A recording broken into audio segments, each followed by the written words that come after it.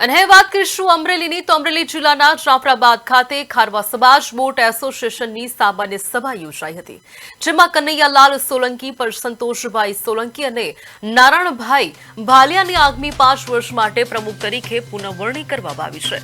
બેઠકમાં એસોસિએશનના વિકાસ અને બોટ માલિકોના હિતને લગતા મુદ્દાઓ પર ચર્ચા કરવામાં આવી હતી। આગેવાનોના નેતૃત્વમાં એસોસિએશનની મૂડી 55,000 રૂપિયાથી વધીને 1,000 રૂપિયાથી વધુ થઈ હોવાનું જણાવાયું હતું।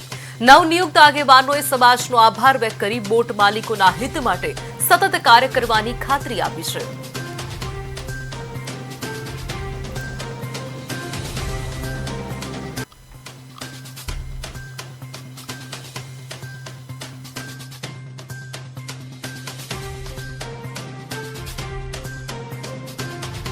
ઇલેક્શનમાં જે કોઈ પણ ચૂંટાઈને આવે એને રાખવામાં આવશે પ્રમુખ તરીકે।